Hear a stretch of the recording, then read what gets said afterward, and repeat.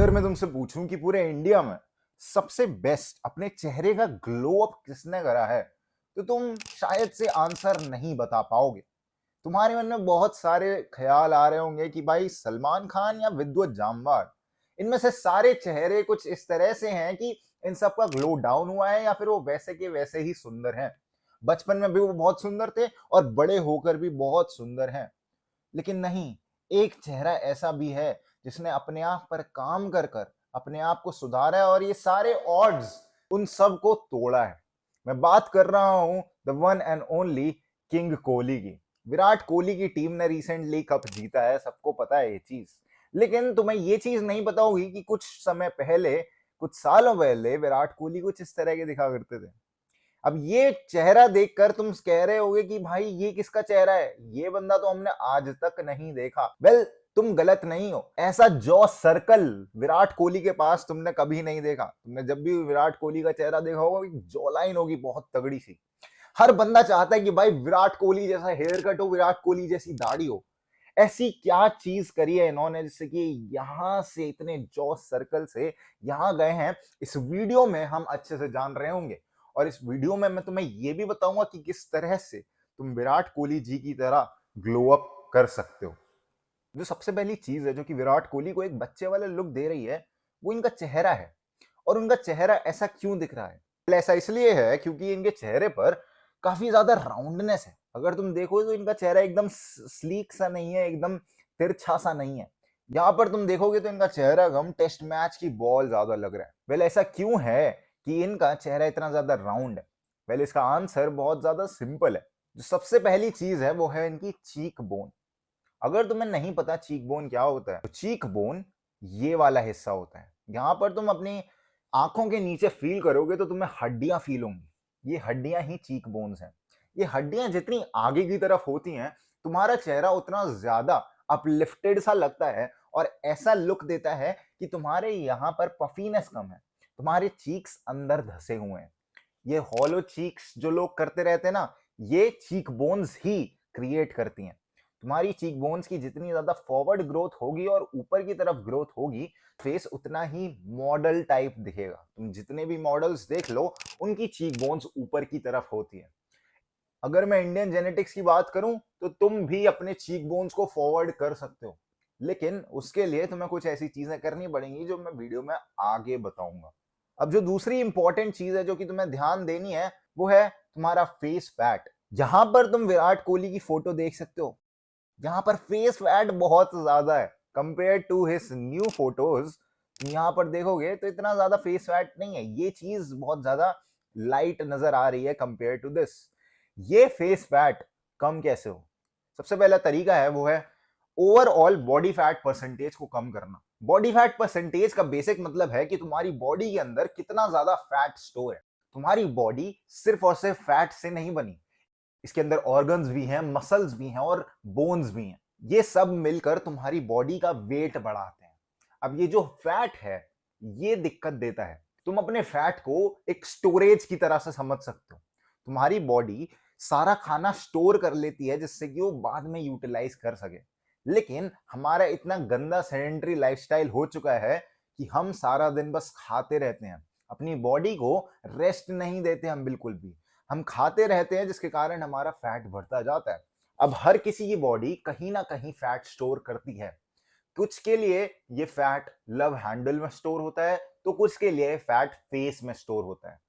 काफी लोगों का जो फैट है वो उनके फेस में स्टोर होता है, जिसके कारण उनका चेहरा बहुत ही ज्यादा चबी दिखता है। यही एक रीजन है कि तुम्हारी जॉ लाइन गायब है, तुम्हारी जॉ लाइन नॉन एग्जिस्टेंट है। तो इसके लिए तुम्हें ओवरऑल बॉडी फैट परसेंटेज को कम करना पड़ेगा। फैट कम करना, तुम्हें पता होगा फैट बर्निंग के लिए क्या करना होता है, कम खाना होता है और एक्सरसाइज करनी होती है। That is it. इसमें कोई रॉकेट साइंस नहीं है। अगर तुम्हें ये चीज समझ नहीं आती भाई, कैलोरी क्या होता है, एक्सरसाइज क्या होता है, खाना क्या खाना है, तो तुम मेरे चैनल पर जाकर जिम वाली वीडियोस देख लो, तुम्हें बहुत बढ़िया वीडियो मिल जाएगी। अब जो दूसरी चीज है वो है लो शुगर। मैं तुम्हें चीनी खाने को क्यों मना कर रहा हूं? देखो, चीनी, खासकर प्रोसेस शुगर, सबसे बड़ी दिक्कत इसलिए बन जाती है क्योंकि चीनी जैसे ही तुम्हारे अंदर जाती है, ये इंसुलिन स्पाइक करती है। और जैसे ही इंसुलिन स्पाइक होता है, हमारी बॉडी कुछ तो बवाल करती है अंदर और तुम्हारे ग्लूकोज से एनर्जी बनाती है जो कि शुगर के थ्रू आता है। और इसके चक्कर में फैट स्टोर होने लग जाता है। तुम्हारी बॉडी कभी भी फैट को यूटिलाइज नहीं करती। बेसिकली मैं कहना चाह रहा हूं कि तुम्हें चीनी नहीं खानी, इसकी साइंस में मत घुसो। अगर तुम्हें मीठा खाना है तो तुम नेचुरल जो फ्रूट से मीठा आता है वो मीठा खाओ। अब जो दूसरी चीज है वो बहुत ज्यादा इंपॉर्टेंट है, वो है लो सोडियम। अब लो सोडियम का मतलब है कि तुम नमक कम कर दो अपनी डाइट के अंदर, क्योंकि तुम्हारे नमक के कारण वाटर रिटेंशन होता है बॉडी में। अब इस चीज को तुम ध्यान से सुनना। तुम जब भी ज्यादा नमक खाते हो तुम्हारी बॉडी में वाटर रिटेंशन भी ज्यादा होगा, जिसके कारण तुम्हारे गालों के अंदर पानी भरने लग जाएगा, तुम्हारे फेस के अंदर वाटर रिटेन होने लग जाएगा। तो इसलिए तुम्हें सोडियम को कम करना है और उसके साथ साथ तुम्हें पानी को बढ़ाना है। अब तुम कहोगे भाई तूने अभी बोला हमें वाटर को रिटेन नहीं कराना अपने गालों के अंदर, तो हम ज्यादा पानी क्यों पिए? कम पानी पीते रहे जिससे कि रिटेन ना हो। यहीं पर तुम मात खा जाते हो। देखो ये चीज बहुत सिंपल है। तुम्हारी बॉडी को जितना ज्यादा पानी मिलता है उसको ऐसा लगता है कि भाई बाहर से पानी आ रहा है, मेरे को पानी स्टोर करने की जरूरत नहीं है, इसलिए तुम्हारी बॉडी पानी सारा फ्लश आउट कर देती है। वहीं दूसरी तरफ अगर तुम पानी नहीं लोगे तो तुम्हारी बॉडी पानी स्टोर करने की कोशिश करेगी और वो तुम्हारे चेहरे के अंदर सारा पानी रख देगी। इसको कुछ इस तरह से समझ सकते हो कि पाकिस्तान को अगर इंडिया ने पानी देना बंद कर दिया तो पाकिस्तान के अंदर भूकंप आ जाएगा। वो लोग बिना पानी के रह नहीं पाएंगे, तो वो क्या करेंगे? वो रेन वाटर हार्वेस्टिंग, पानी बचाना, टंकियों में भरना, वो सब करेंगे। वाटर रिटेन होगा उनके यहाँ। लेकिन अगर भारत पानी छोड़ देता है, सारा पानी दे देता है उन्हें, तो फिर क्या होगा? वो नहीं करेंगे सब वाटर हार्वेस्टिंग वगैरह, वो तो जानेंगे भी नहीं। वो सीधा भाई नदी में से पानी उठाएंगे। तुम्हारी बॉडी भी कुछ इस तरह से ही काम करती है। तुम्हारी बॉडी को मैं पाकिस्तान नहीं बोल रहा, लेकिन बस मैं एनालॉजी दे रहा हूँ, समझ रहे हो ना? अब आखिरी जो सबसे इंपॉर्टेंट चीज है वो है गुड स्लीप। देखो देखो सबको पता है जब तुम कम सोते हो तुम्हारी बॉडी ढंग से फंक्शन नहीं करती, जिसके कारण तुम्हारा जो फेस होगा ना फूला फूला सा दिखेगा। तुमने देखा होगा जब तुम सो के उठते हो तुम्हारी आंखें अजीब सी हो जाती है ना, वैसा चेहरा हो जाएगा तुम्हारा। तो अगर तुम चाहते हो कि तुम सही में स्लीक बढ़िया कमाल के दिखो तो तुम्हें अच्छी 8 घंटे की एटलीस्ट स्लीप लेनी है मेरे दोस्त। 8 घंटे तो लिख के ले कि तू स्लीप लेगा। अब फेस फैट को रिड्यूस करना हमने अच्छे से जान लिया है, तुम्हें यही चीजें चाहिए। कोई कुछ भी बोल रहा है कि ये 4 एक्सरसाइज करो, ऐसे आपसे रगड़ा मार दो अपने गाल के ऊपर, तो भाई मत करो ना। क्योंकि सच्चाई बताऊं तो तुम्हारे फेस के अंदर जो मसल्स होते हैं ना वो ऐसे नहीं चलते। और तुम अगर मसल बना भी लोगे और अगर फेस के फैट को नहीं निकालोगे तो तुम और ज्यादा फूले हुए लगोगे, क्योंकि मसल के ऊपर जो फैट होता है ना वो और अगली दिखेगा। इसलिए तुम्हें फैट रिडक्शन पे ध्यान देना है, मसल वसल नहीं बनाने। सारी एक्सरसाइजेस इतनी ज्यादा काम नहीं आती, वो बहुत ही ज्यादा डिमिनिशिंग रिटर्न्स देती हैं, इसलिए तुम्हें एक्सरसाइज करने की जरूरत नहीं है। अब मैं तुम्हें वाटर रिटेंशन के बारे में बता ही चुका हूँ कि जितना पानी स्टोर होगा उतना तुम्हारा फेस कर्वी लगेगा, और जितना ज्यादा कर्वी फेस होता है वो लड़कियों वाले लुक्स देता है ज्यादा। तुम लड़कियों को देखो तो वो अडोरेबल क्यों लगती हैं, क्यूट क्यों लगती हैं? क्योंकि उनका चबी सा फेस होता है।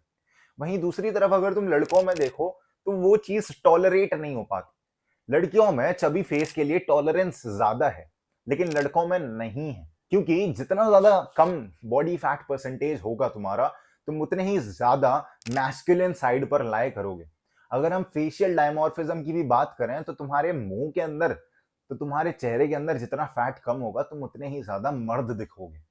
तो ये मर्द दिखने वाली चीज यहीं से आती है, क्योंकि फीमेल्स नेचुरली थोड़ी मोटी होती हैं कंपेयर टू मेन।